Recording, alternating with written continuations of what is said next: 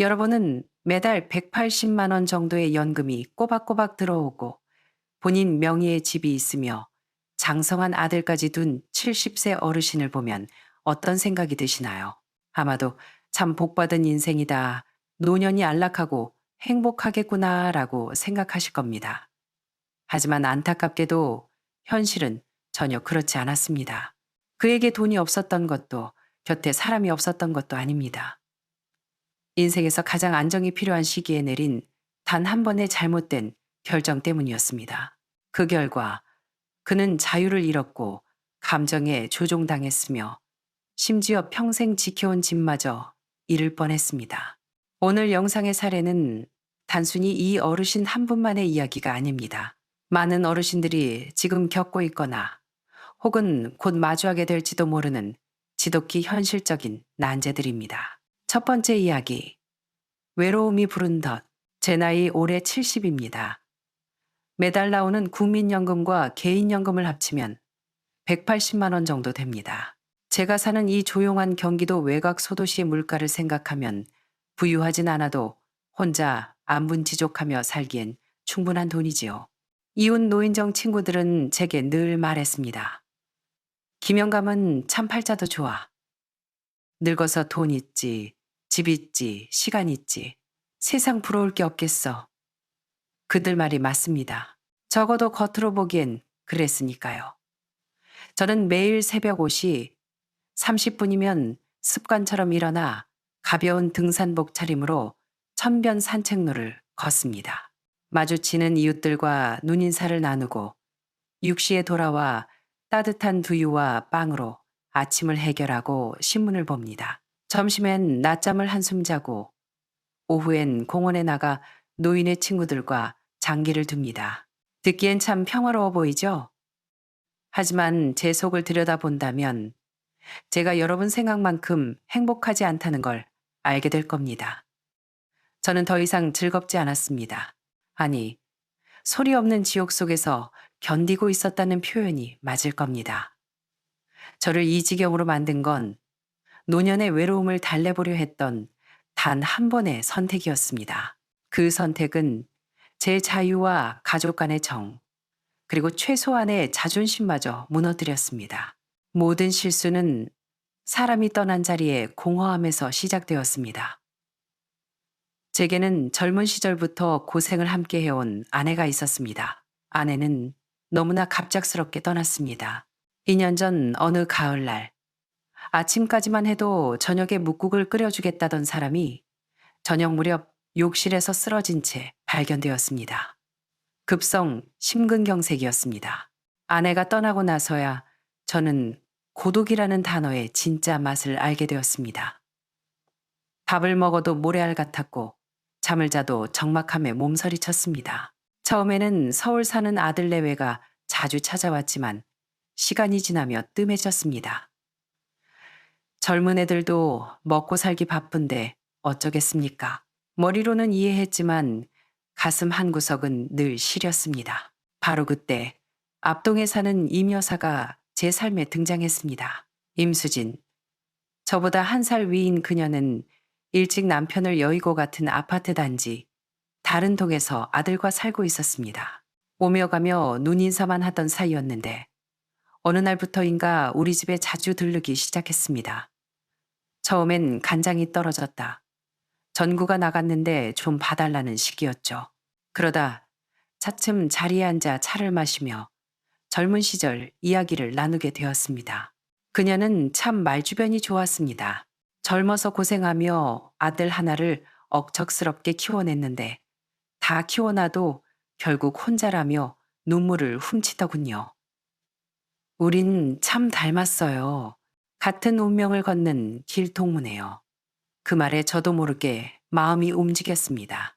가끔은 곰국을 끓였다며 냄비째 들고 오기도 했고 혼자라면 끓여 먹지 말라며 반찬을 챙겨주기도 했습니다.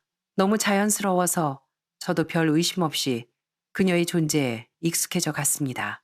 하지만 시간이 지날수록 그녀의 방문은 잦아졌고 점점 대담해졌습니다. 나중에는 제 집 비밀번호를 누르고 들어오더군요. 혼자 계시다 쓰러지면 어떡해요.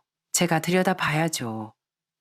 걱정해주는 척하는 그 말에 거부감을 느끼기엔 제가 너무 외로웠던 탓일까요?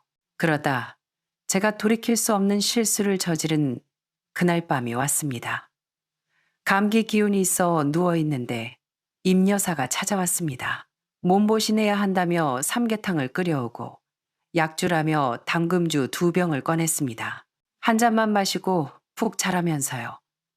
술 기운인지 약 기운인지 아니면 몽롱한 분위기 탓인지 저는 그녀가 건네는 술을 거절하지 못했습니다. 그녀에게서 풍기는 파스 냄새 섞인 짙은 화장품 냄새가 코를 찔렀습니다. 충동이었는지 외로움이었는지 모르겠지만 그날 밤 우리는 넘지 말아야 할 선을 넘고 말았습니다. 다음 날 아침 후회와 불안감이 밀려왔습니다. 하지만 그녀는 마치 예상했다는 듯 웃으며 말했습니다. 괜찮아요. 진심인 거 알아요. 저도 그래요. 그 말에 저는 더 혼란스러웠습니다. 며칠 뒤 그녀가 본색을 드러냈습니다. 우리 이렇게 애매하게 지내지 말고 혼인신고합시다. 서로 의지하고 살아야죠. 저는 펄쩍 뛰며 안 된다고 했습니다. 아들이 동의할 리도 없고 우리가 안 지 얼마나 됐냐고 말이죠. 그러자 그녀의 표정이 순식간에 차갑게 변했습니다. 당신 그냥 데리고 논 거야? 어제 그 밤에 나한테 한 짓 내가 모를 줄 알아? 책임 안 지면 이 아파트 노인정이고 당신 아들이고 다 알게 할 거야. 망신 한번 제대로 당해볼래? 70평생 남에게 험한 소리 한 번 안 듣고 살아온 저는 그 자리에서 얼어붙었습니다. 그제야 알았습니다. 제가 덫에 걸렸다는 것을요. 하지만 이미 늦었습니다. 그녀가 떠나고 밤새 한숨도 못 잤습니다. 제가 두려운 건 그녀의 협박보다 망신이었습니다. 아들이 알면 저를 어떻게 생각할지 그게 제일 무서웠습니다. 다음 날 그녀는 다시 찾아와 세상 억울한 표정으로 말했습니다. 나는 돈 때문에 그러는 게 아니야. 그냥 당신이랑 오순도순 살고 싶어서 그래. 그녀의 말은 부드러웠지만 눈빛은 제 목을 조르는 것 같았습니다. 결국 주말에 아들 내외가 왔을 때 사실을 털어놓았습니다. 제 말이 끝나기도 전에 아들의 얼굴이 흑빛이 되더군요. 아버지, 그 여자 어떤 사람인지 제대로 알아보셨어요? 아들은 냉소를 지으며 말했습니다. 제가 좀 알아봤는데 그 여자 예전에도 노인 2분이랑 살다가 재산 문제로 시끄러웠던 적이 있어요. 절대 안 됩니다. 며느리는 말없이 불편한 기색을 비쳤고 손자만이 천진난만하게 물었습니다. 할아버지, 새할머니 생기는 거야? 아들이 단호하게 말했습니다. 정 그러시겠다면 조건이 있어요. 아버지 연금 통장이랑 도장 제가 보관하겠습니다. 그 여자가 돈 보고 접근하는 거면 이걸로 막을 수 있겠죠. 저는 망설였지만 아들을 안심시키지 않으면 인연이 끊어질 것 같아 통장을 넘겼습니다. 필요할 땐 줘야 한다는 약속을 받고 말이죠. 그렇게 하면 모든 게 해결될 줄 알았습니다. 하지만 그건 진짜 악몽의 시작일 뿐이었습니다. 임 여사는 짐을 싸서 제 집으로 들어왔습니다. 처음엔 좋았습니다.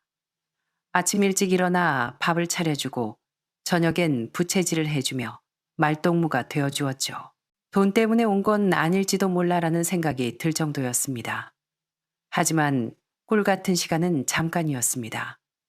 그녀는 점점 저를 감시하기 시작했습니다. 친구에게 문자가 오면 누구냐고 캐묻고 외출하려 하면 몇 시에 들어오냐, 밥은 먹고 오냐, 꼬치꼬치 따졌습니다. 처음엔 관심인 줄 알았는데 나중엔 집착과 통제더군요. 같이 사는데 비밀이 없어야지 라며 휴대폰 비밀번호까지 요구했습니다. 어느 날 저녁 그녀가 충격적인 제안을 했습니다. 이 집 당신 혼자 쓰기엔 너무 크잖아. 방 3개나 되는데 하나는 새를 주고 내 아들이 들어와서 같이 살면 어때? 북적이고 좋잖아. 저는 멍해졌습니다.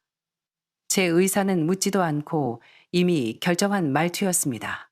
그녀의 부드러운 손길과 달콤한 목소리에 홀려 저는 엉겁결에 고개를 끄덕이고 말았습니다. 잠깐만 지내는 거야. 라는 그녀의 말은 새빨간 거짓말이었습니다. 5월 연휴 때 아들이 찾아왔다가 거실 소파에 누워 휴대폰 게임을 하는 임 여사의 아들을 보고 격분했습니다. 아버지, 이 사람이 왜 여기 있어요? 임 여사는 뻔뻔하게 대꾸했습니다. 가족끼리 왜 이래요? 돕고 살아야죠. 고성이 오가고 몸싸움 직전까지 갔습니다. 아들은 씩씩거리며 소리쳤습니다. 아버지, 정신 안 차리시면 이 집 명의 제 앞으로 돌려놓을 겁니다. 그래야 지키죠. 아들이 돌아가고 난 뒤 임 여사는 제 귀에 속삭였습니다. 봤죠? 아들이 저래요. 집 넘겨주면 당신 찬밥 신세 돼. 절대 주면 안 돼. 그녀의 말도 일리가 있는 것 같아 머리가 복잡했습니다. 그날 이후 저는 제 집에서 투명 인간이 되었습니다. 임 여사의 아들은 하루 종일 거실을 차지하고 있었고 저는 제 방에 갇혀 지냈습니다.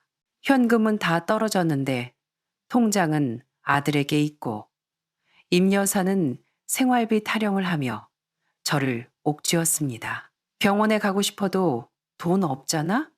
참아 라는 소리를 들어야 했습니다. 지갑 속 마지막 5만 원짜리 한 장까지 그녀가 채가며 반찬값 해야지 라고 했을 때 저는 깨달았습니다. 나는 지금 사랑받는 게 아니라 사육당하고 있구나. 어느 날 동네 장기 친구인 이 영감이 몰래 귀띔을 해주더군요. 자네 조심해. 그 여자 아들이 부동산에 가서 이 아파트 시세를 묻고 다닌대. 팔면 얼마 나오냐고. 등골이 서늘했습니다. 그날 밤 저는 화장실 가는 척하며 그녀가 베란다에서 통화하는 내용을 엿들었습니다. 영감이 요즘 오락가락해. 중풍 기운이 있는 것 같기도 하고 금방 갈 것 같은데 가면 이 집 어떻게 처리하지? 유언장 같은 거 아직 없는 거 확실해? 그건 서늘한 공포였습니다. 다음 날부터 저는 연기를 시작했습니다. 손을 떨고 말을 더듬고 걸음걸이도 비틀거렸습니다.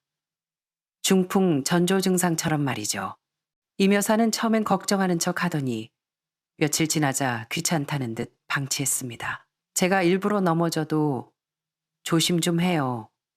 병원 갈 돈도 없으면서 라고 쏘아붙일 뿐 일으켜 주지도 않았습니다. 저는 확신했습니다.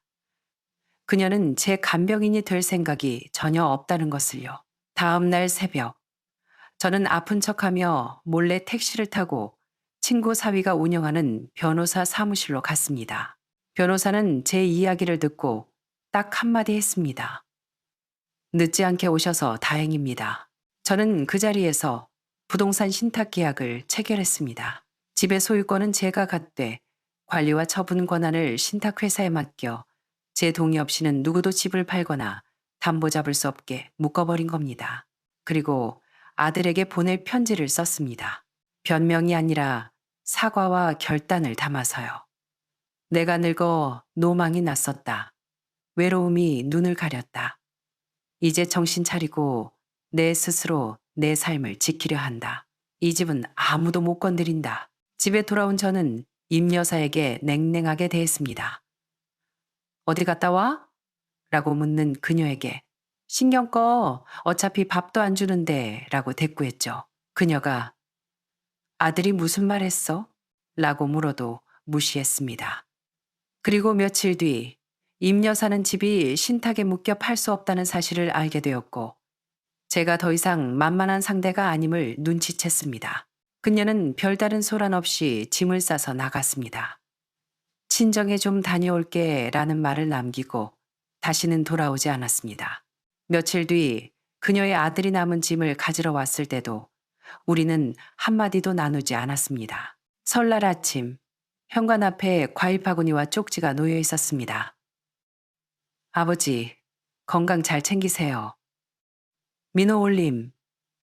아들의 글씨였습니다. 저는 소리내어 울지 않았지만 가슴속 응어리가 녹아내리는 걸 느꼈습니다. 지금 저는 혼자입니다. 연금 180만 원은 그대로지만 이제 그 돈은 온전히 저를 위해 씁니다. 더 이상 외로움에 속아 누군가를 들이지 않을 겁니다. 노년의 행복은 누군가가 주는 게 아니라 내 스스로 지키는 것이라는 걸 뼈저리게 배웠으니까요. 두 번째 이야기. 국 한 그릇의 거리. 그 차가운 현실. 혹시 여러분은 은퇴 후에 자식 집 근처로 이사 가는 꿈을 꾸시나요? 국이 식지 않을 거리에 살면서 오손도손 지내는 상상. 저도 그랬습니다. 하지만 저는 2년 전 그 결정을 한 것을 뼈저리게 후회합니다. 저와 남편은 서울 강북의 오래된 아파트에 살았습니다. 낡고 엘리베이터도 없는 5층이었지만 30년을 산 동네라 눈 감고도 다닐 수 있었죠. 시장 가깝고 친구들 많고 행복했습니다. 그런데 어느 날 인터넷에서 본 글귀 하나가 제 마음을 흔들었습니다. 자식과는 국 한 그릇 식지 않을 거리에 사는 게 가장 좋다. 그때 아들 내외는 경기도 신도시에 살고 있었습니다. 새 아파트에 공원도 좋고 손주도 보고 싶고 덜컥 욕심이 생겼습니다. 남편을 설득해 살던 집을 팔고 아들네 아파트 바로 옆 동으로 이사를 감행했습니다. 서울집 한 돈으로 신도시 아파트를 사고 나니 노후 자금으로 1억 원 정도가 남더군요. 든든했습니다. 매일 저녁 같이 밥 먹고 주말엔 공원 가고 상상만으로도 행복했습니다. 이사 초기엔 정말 좋았습니다. 며느리도 반겨주었고 손자가 할머니 하고 뛰어올 때면 세상을 다 가진 것 같았죠. 친구들에게 나 손자 보러 슬리퍼 신고 간다 라고 자랑도 했습니다. 하지만 그 달콤함은 딱 3개월이었습니다. 처음엔 주말에만 오던 아들 가족이 금요일 저녁부터 와서 자기 시작하더니 나중엔 평일 저녁까지 우리 집에서 해결하기 시작했습니다. 엄마 밥이 최고야 라는 말에 속아 저는 하루 종일 장을 보고 요리를 했습니다. 식비, 수도세, 전기세가 2배, 3배로 뛰었습니다. 은퇴 자금 1억 원이 야금야금 줄어드는 게 보였지만 자식 입에 들어가는 거라 아까운 줄 몰랐습니다. 문제는 그들의 태도였습니다. 밥 먹고 나면 아들은 소파에 누워 TV를 보고 며느리는 설거지 한번 하려 하지 않았습니다. 저는 식당 아줌마가 된 기분이었습니다. 제가 보고 싶은 드라마는 엄두도 못 내고 손자 만화 영화만 틀어놔야 했죠. 남편이 당신 식모살이 하러 왔어? 라고 핀잔을 줄 때마다 싸움이 났습니다. 결정적인 사건은 어느 목요일 오후였습니다. 하루 종일 손자 하원시키고 장 보고 저녁 준비하느라 동동거리다가 냉장고 앞에서 그만 현기증으로 쓰러졌습니다. 머리를 부서 한참을 멍하니 있는데 저녁에 온 아들이 대뜸한다는 말이 엄마, 안색이 왜 그래? 오늘 저녁 메뉴는 뭐야? 였습니다.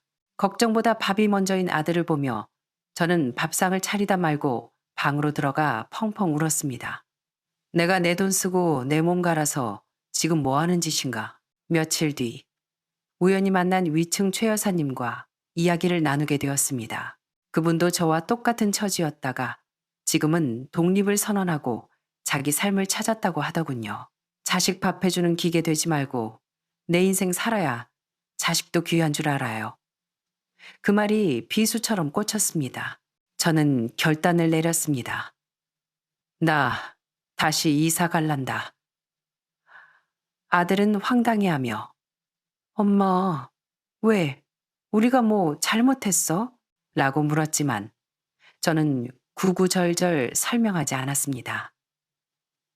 엄마도 엄마 인생 살고 싶어서 그래. 지금 저는 차로 30분 거리의 작은 빌라로 이사했습니다. 예전처럼 매일 보진 못하지만 가끔 만날 때 오셨어요? 하며 반가워하는 며느리의 얼굴이 훨씬 보기 좋습니다. 국은 좀 식을지 몰라도 우리 사이의 온도는 지금이 딱 적당합니다. 여러분, 자식과의 거리는 물리적인 거리가 아니라 마음의 거리두기가 먼저입니다. 세 번째 이야기. 진짜 효도는 돈 앞에서 드러난다. 마지막으로 들려드릴 이야기는 65세 박영자 씨의 사연입니다. 그녀는 평생 모은 현금 2억 원과 서울에 오래된 아파트 한 채를 가지고 있었습니다. 남편을 암으로 떠나보내고 고향인 충청도 시골집으로 내려와 혼자 지내고 있었죠. 심장이 좋지 않아 언제 어떻게 될지 모른다는 불안감에 박 여사는 재산을 미리 정리하기로 마음먹었습니다. 서울 아파트는 이혼하고 혼자 딸 하나 키우며 고생하는 딸 지수에게 현금 2억 중 1억 5천만 원은 아들 민호에게 주기로 계획을 세웠습니다. 아들은 이미 번듯한 직장도 있고 집도 있으니 경제적으로 어려운 딸에게 집을 주는 게 맞다고 생각한 거죠. 그녀는 아들을 시골집으로 불렀습니다. 민호야, 엄마가 유산 미리 좀 정리하려고 한다. 아들은 돈 이야기라는 말에 한달음에 달려왔습니다. 하지만 박 여사가 서울집은 누나 주려고 한다라고 말하자마자 아들은 밥상을 엎을 듯이 화를 냈습니다. 엄마, 제정신이에요? 출가 외인한테 집을 줘요? 장남인 나는요. 누나는 이혼녀 주제에 무슨 자격으로 집을 받아요? 박 여사는 기가 막혔습니다. 네, 누나. 너 결혼할 때 빚내서 보태준 거 잊었니? 네가 장남이라고 해준 게 뭐 있어? 아들은 막무가내였습니다. 집 누나 주면 저 엄마랑 인연 끊을 겁니다. 다시는 안 봐요. 아들은 현관문을 쾅 닫고 나가버렸습니다. 박 여사는 멍하니 앉아 아들의 빈자리를 보며 생각했습니다.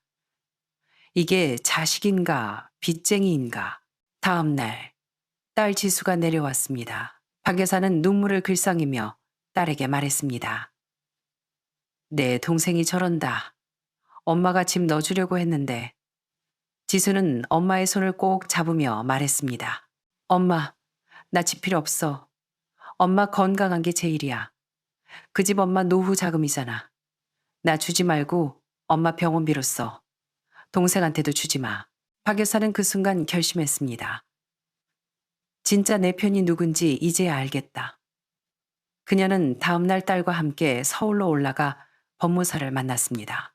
아파트는 딸에게 증여 절차를 밟았고 현금 2억 원은 은행 신탁 계좌에 넣어 자신이 아플 때 병원비로 쓰고 남으면 딸에게 상속되도록 묶어버렸습니다. 아들에게는 문자 한 통을 보냈습니다. 집은 내 누나 줬다. 돈은 내 병원비로 쓴다. 인연 끊겠다고 했으니 앞으로 연락하지 마라. 박 여사는 말합니다. 돈이 있으니 자식의 진짜 얼굴이 보이더군요. 내 재산은 나를 끝까지 지켜주는 사람에게 주는 게 맞습니다.